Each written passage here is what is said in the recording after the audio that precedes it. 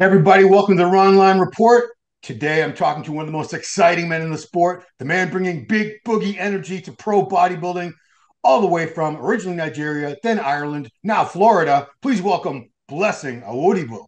What's up, Blessing? What's going on, Ron? But yeah, let's start with some things we went over there. I know we went over a lot of this already, but you told me about this is the best off season you've ever had. It's the biggest you've Yes. ever been. I was horribly wrong trying to guess your body weight. You corrected me.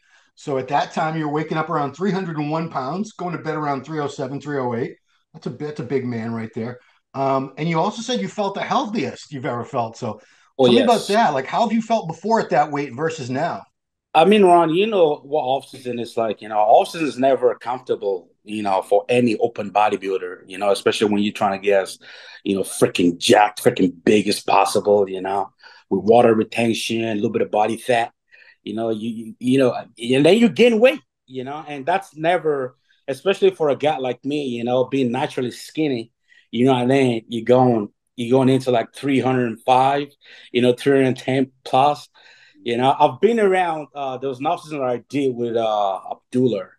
We got up to about 303, we're like 300, 301. Honestly, that was rough, man. And I think a lot to do with that was because it was my very first time being that heavy. My joint hurts, my knee hurts, my performance suck, honestly, low back problem. And this offseason, that's not even a question, man. I feel fresh. It feels good. I'm not gonna say I'm 100%, I'm fucking overweight. So you're always gonna get that. But overall, my performance is good, the strongest I've ever felt. I feel really healthy.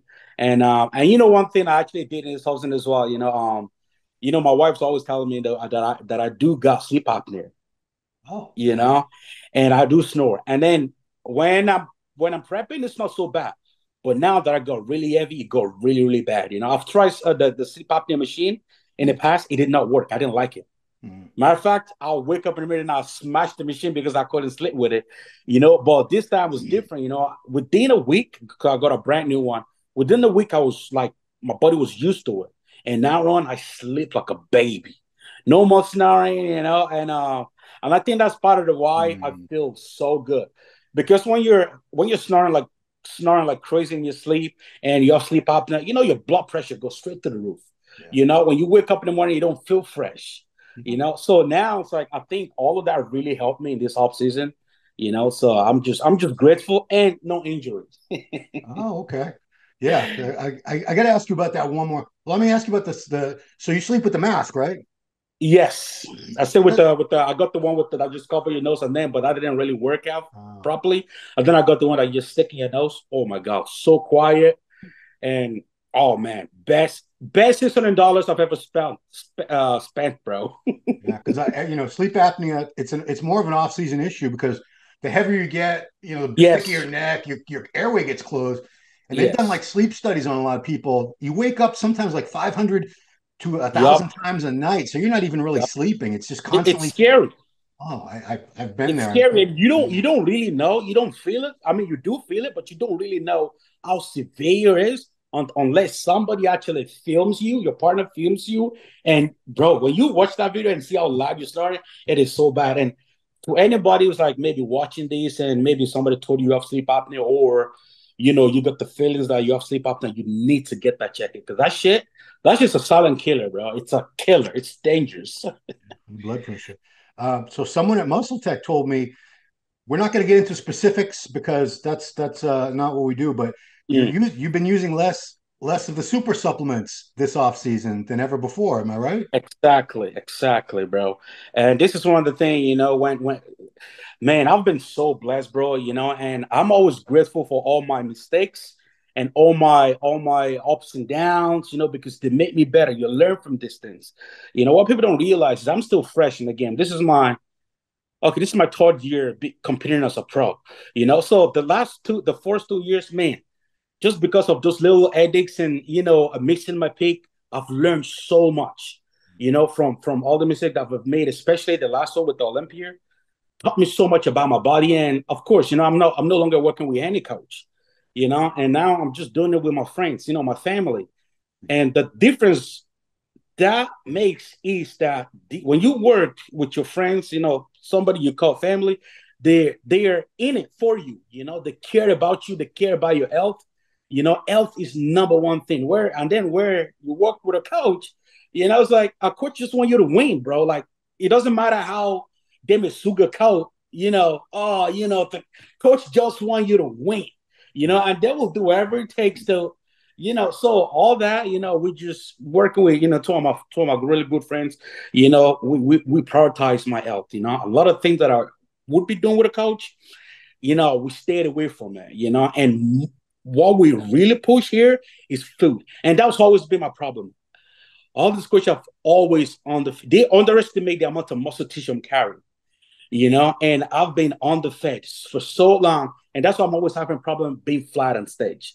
Getting in shape is not a problem for me, but holding that fullness, that roundness, and not being flat on stage is always my problem. Even when we won an Indy in New York, that was the flatter side of me, So, what we're working on right now is just, all I can say is I'm just blessed, man. And I feel like I'm about to really, really fulfill my full potential. I mean, you've said a few times we've never seen the best of you. We've never even seen close to the best of you're capable of.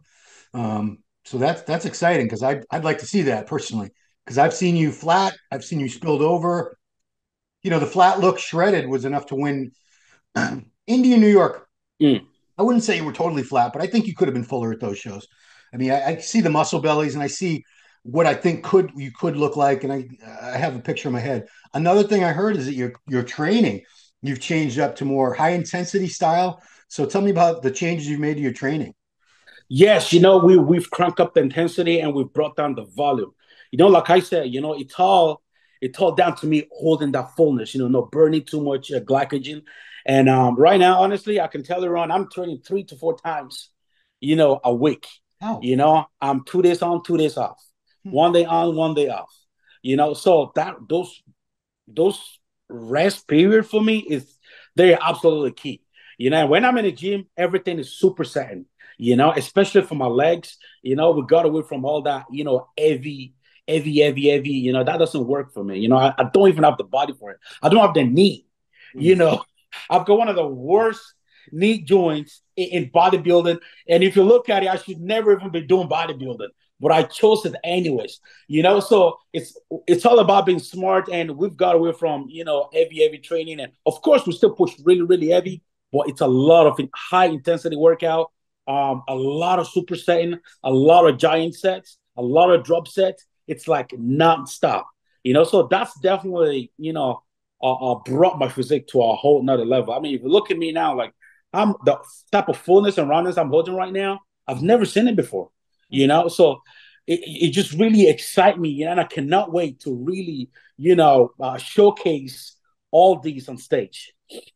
what made you change to that new style? Because it's hard for a lot of bodybuilders. We love training so much. Taking rest days are like the worst because like, what do I do? What do I do? So did you decide to do this? Did someone convince you? Because that's a major change. Oh yeah, and this comes with experience, man. It comes with failing. Mm. And the best way you learn is, you gotta fail, especially that Olympia prep, that has allowed me to become more aware of my body, and I've tried all different type of training style. Ron, I used to train twice a day, 5 to 6 times a week, and as a bodybuilder, because we love training so much, especially me, when I started bodybuilding, I never wanted to become a bodybuilder. I just love training. I just love pulling my body through fucking the grind, the hardship, and just go through and just burn, burn, burn. But like now as a professional bodybuilder, more isn't always the best. Mm. And people are different. There was a time back where I read about Dorian Yates, and even Dorian Yates, and Dorian Yates talks about how you only train 3-4 times a week and 40 minutes to an hour, and it's done. I was like, nah, that's good. That is not right. How are you gonna do that and be, one of the biggest craziest mass monster we've ever seen, you know? And then I read something about Liani as well. Lee Haney didn't start gaining those thick, round muscle bellies till he switched his training up to training 3-4 times a week, and just not doing too much.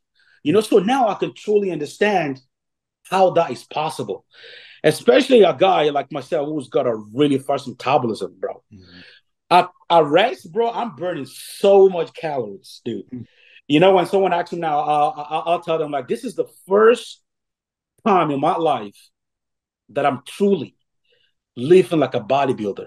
You know what it means? Yeah. Being a lazy motherfucker. PlayStation 5. But yeah. You train, you eat your meals, you come home and you just lay on the couch and do nothing.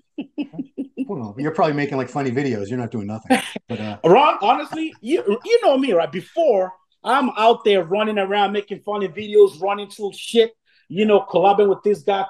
Even a year ago, right, if I go to the Hornell Classic, right, I'm the type of guy that I just want to create content with all the influencers. I'm looking with this guy, I'm looking with that guy, I'm looking with this guy. This Arnold Classic, bro, I was at the booth 4 or 5 hours. 4 or 5 hours, but I was taking my breaks. I'll go into the room, I'll rest, I eat my meals. The expo's done. I'm in my hotel, resting, sleeping, and eating. And I just learned that I burn a lot of calories. The less active I am, the better for me. So that's why my training has to be precise. In and out, boom, get the meals in, rest. And I'm getting good solid rest. 3-4 times a week where I do nothing. I'm doing cheat meals. I'm doing cheat meals like at least 2 times a week. And when I was working with a coach, they wouldn't they'd be like, no, it's not, but that does not work for me. Because of my fast metabolism, I burn so much calories, and of course, because I'm eating so much now, I'm doing a lot of cardio, just to make sure, I'm not getting too out of shape. People don't realize, you probably still have that. I've seen the pictures of what you did look like. You were a thin guy. You were a thin kid. People don't realize. It's hard to look at you now and imagine that you were, but I still think a lot of people that come from that background, they still have that metabolism, the skinny boy metabolism. Yes. For most, until maybe you're like 40 or 50, it'll slow down. But for now, you're still burning it up, just like if you were exactly. Skinny. And Ron, the craziest thing is the bigger I get, the harder it is for me to keep that muscle. When I was younger, when I was an amateur, coaching myself, I was doing crazy amount of cardio, and I was in shape. 2017 when I went for my pro card, I was undefeated. All the guys who were trying to get the pro card all over Europe, they had to wait, extra year because I wouldn't stop competing. And I'm gonna say now, Samson probably gonna watch this. We're like, look, Boogeyman talking shit. And Samson was one of those guys that had to wait because I smoke all those guys. Krizo too, right? Didn't you beat Krizo? What? Didn't you beat Michael Krizo from Krizo too? James Holland said all those guys. They were, and my butt. I was able to get away with that because I wasn't too big, and I was able to hold on to that roundness, that muscle mass. Now that I've put on a lot of muscle mass, it's so hard, and my body's so sensitive, because I feel like right now my body's like a flight or fight mode, where like this is a red zone for me. I'm overweight, and my body just want to drop everything. Boom. So when you're prepping and you're not careful with a guy like myself, dude, you're gonna burn through everything, right in front of the eye. So that's why. That's why a lot of things have changed for me so well. And I just can't not wait to start the prep because, like I said, everything we've been put in place is just perfect right now. People love to know what guys eat. All those full day of eating videos get crazy views. Can you run down? You don't have to give me like a whole ton of details, but like in a day, what does it take for you to maintain this size right now? Like meal 1 is what, meal 2 is what, meal 3 is what? So right now we're probably doing about 6,000 to 7,000 calories. Meal 1 will start with 120 grams of oat, 100 grams of blueberry, 1 banana, 2 scoops of Muscletech, Natural Tech whey, and then we will do 3 slices of Ezekiel bread laced with fucking jam, and then we'll do 200 grams of steak and 2 whole eggs and 8 egg whites. That alone, that's like, I don't know how much calories are, like 2,000 calories, It's a lot. That's a maybe lot. more. That's a lot of food, That's a lot of food, you man. know? And then I eat that. I'll go to sleep, for like 2 hours. I wake up. I'll have my second meal, 350 grams of rice with 280 grams of salmon. And then I'll go train. Okay. Of course, I'll have my pre-workout euphoric from Muscletech. And then after training, I will have my post-workout shake, Nitrotech whey. And then I'll come home and throughout my workout, I will drink a full Gatorade, like Okay. a liter. And then I'll come home, I'll have my post-workout meal, which would another 400 grams of purple potato, 280 grams of salmon. And then I would have after that, so that's meal number 3. Meal number 4 will be 300 grams of rice, about 250 grams of steak. And then I would have another 300 grams of rice, either chicken or cod, or I tend to switch it up sometimes, shrimp. And then my last meal will be I'll do Greek yogurts, 300 grams, 2 scoops of whey, and 3 slices of Ezekiel bread with peanut butter. You know, so it is a lot of meal. So you're using the Nitrotech, you're using the Euphoric pre-workout. Any other Muscle Tech products that you're incorporating right now in the off season? The Celtic, the Tech, yeah. creatine. Yeah, I just got one today. Celtic with additional carbs. Oh, I cannot wait to try that. It's gonna be crazy. You can do that during the workout. I'll probably do, yeah, Yeah, the yeah. intro workout. Has that been a focus of yours to try to? Because you do your upper body looks bigger than I've ever seen it, but I don't know what your legs look like. Have you been trying to get the legs bigger to match the upper body instead of just getting bigger overall? Honestly, if anyone asks me one thing I'm proud of is my symmetry, and I think I am pretty balanced, and people get to talk about my legs when I'm off. Hmm. When you have a guy like me, right? So what? I'm not saying, of course, I need more legs. If I can buy leg muscle right now, I'll fucking buy it. You know what I mean? Yeah, the legs I need show. more of everything. When you have a guy like me, this wide, and tall guy, and then when you're flat, and of course, my legs is not my greatest body part, but the first thing that goes first is my fucking legs. Hmm. So when I'm on stage, it's just too many gaps. And then you start to see my legs, and there's no separation, there's no fullness. It's a horrible look, especially the look we had at the Olympia. You can compare that to the look we had at my pro debut when I worked with Chad Nichols, you know. But as flat as I was as in Indy and New York, you still see that symmetry. The balance is still there, because you cannot win a show without legs. Now you're talking about Charles Griffin. He's an amazing bodybuilder. He got pretty. How big his leg is? You know what I mean? So when I'm off, that's when you start to see all these imbalances. But when I'm on full and hard, it's a complete physique. And of course, I'm working extra hard on my legs just because people are always talking about my legs. And this is why I love criticism. What people don't realize is, they might think they're hating on me, bro, or trying to make fun of me. But what they're doing is they're making me better. They're putting that extra awareness in my head that my legs. So that's why I go extra hard on leg days. When I'm training legs, I don't have people training with me. They train me. I told my guys, I don't want you guys training with me. I don't want anyone training with me. You guys push me. So I have 2 people on my ass on leg days, and I've switched up my leg training. Like most of the things we do now is supersetting. I'll go from leg extension and I do a lot of singles, a lot. Now, things that I would never do like a year ago, 2 years ago. Now I am, patient right now is absolutely, a thing that I cherish, being patient and just staying focused and just being aware, to details. So a lot of single leg movements. I'll start off leg extension, singles, burn out, and then I go from leg extension straight to Bulgarian split squats. One of the hardest combos you can ever do in the gym. If anyone listening right now, you can try this out.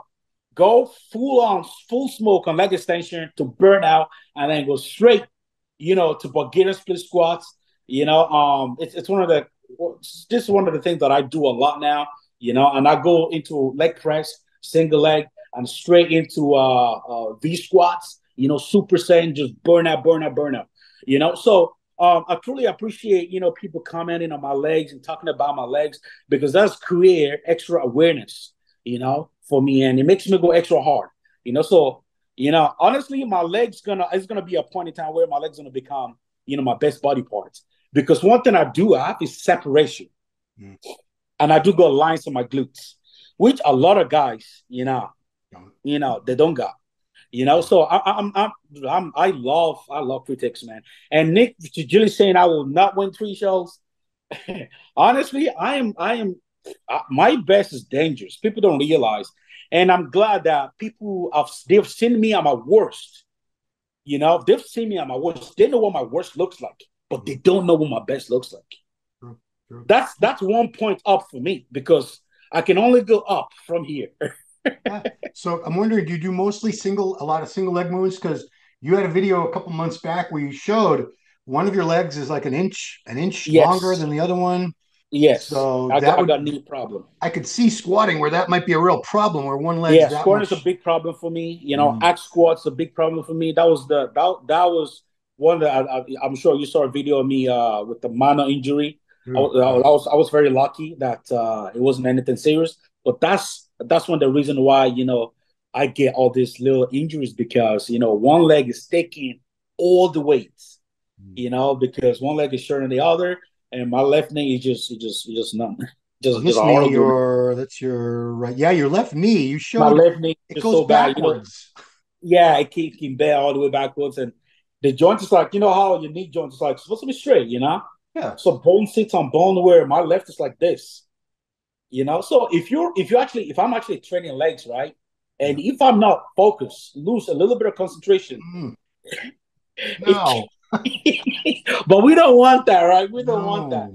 So that's why, I'm extra careful. And I like when people doubt me, be like, it will never be great. It will never be a top 10 Mr. Olympia. It will never be among the top 6. Hey, listen, all I say is watch me do this, because honestly, I did not choose bodybuilding. If there was an option, based on my, genetics defects, bodybuilding is not for me. But bodybuilding chose me, so no fucking excuse for me, but to be, I want to be one of the best. And I will get there. I don't know.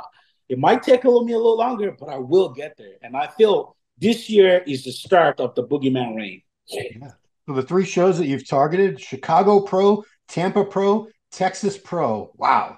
That is those are not small shows. No. And I think, which ones did Hunter say he was doing? I know Texas was one of them. Was he doing Tampa?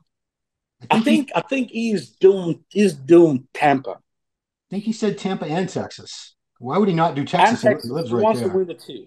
So yeah.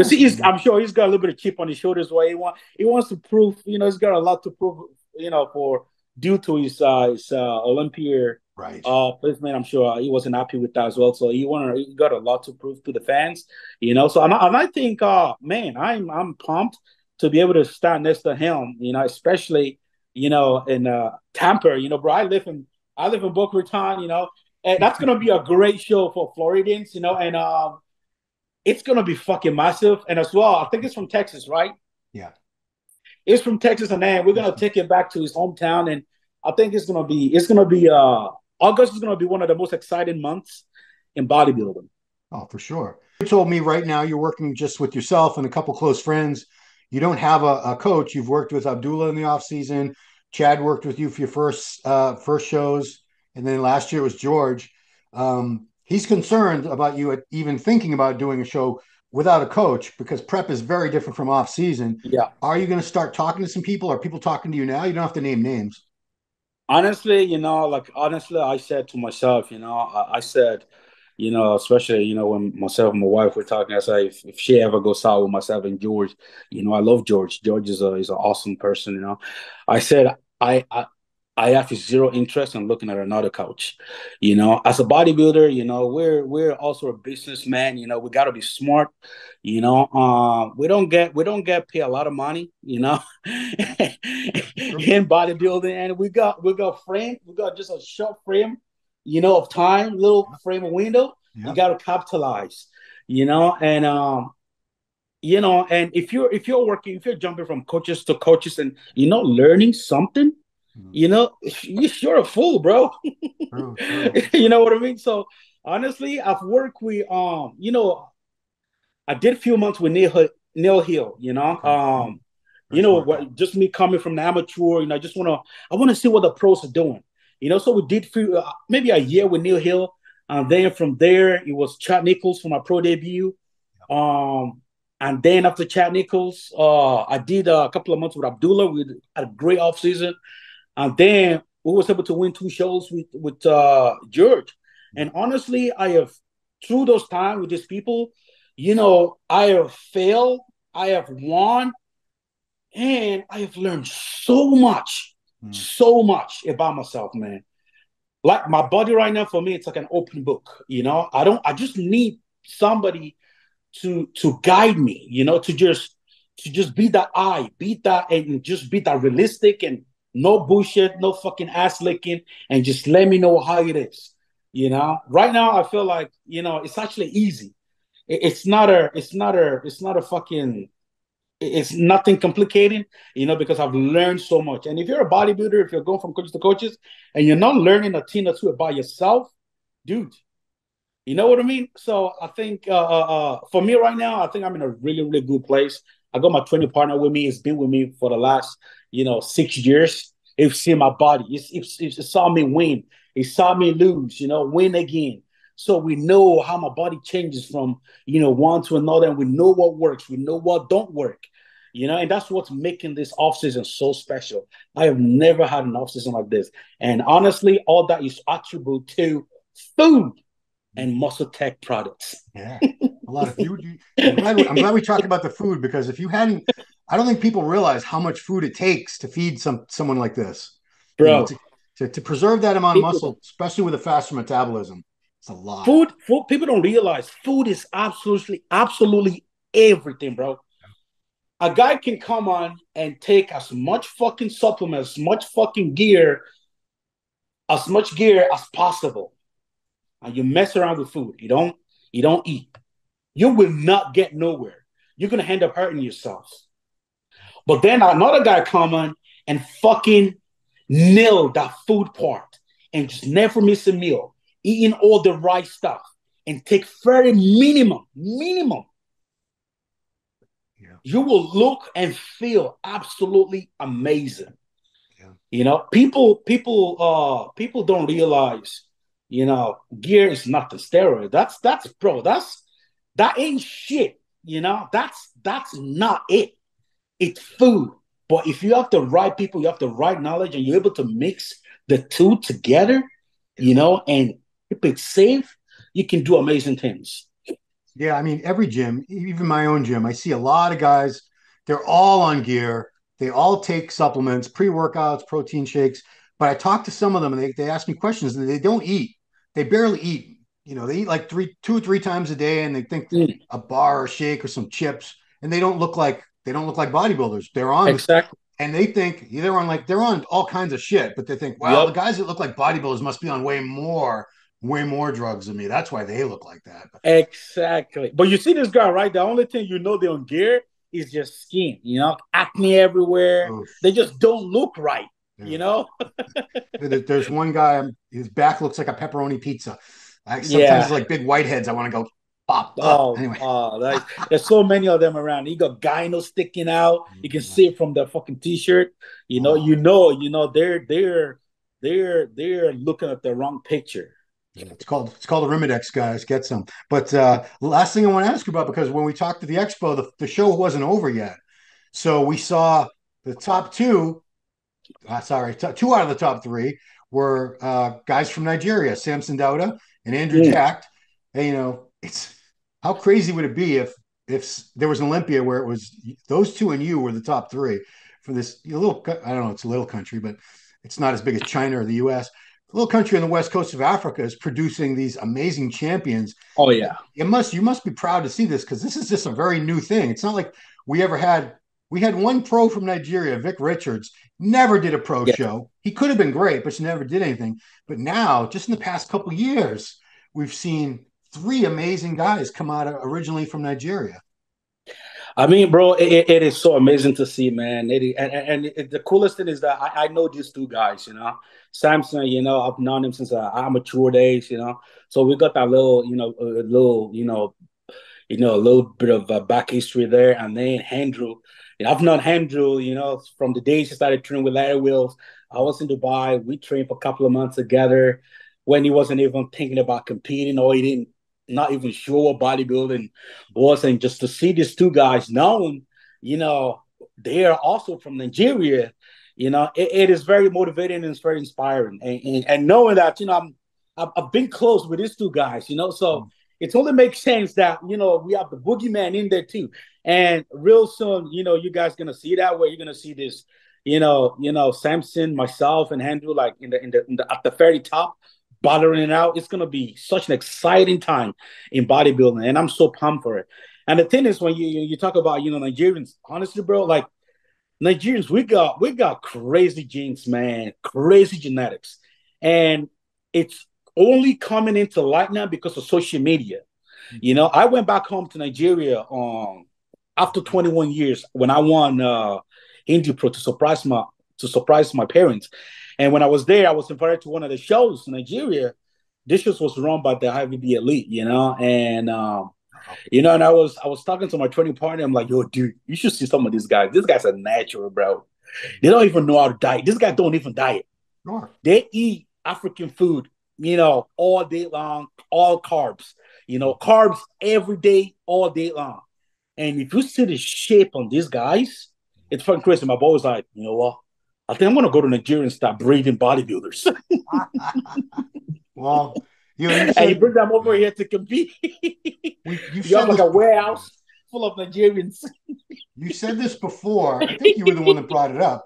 That there are very different. Africa's a huge continent, and you have different body types. There's a Somalia and Ethiopia over on the East Coast where they're very skinny. Very teen. These guys they're marathon runners.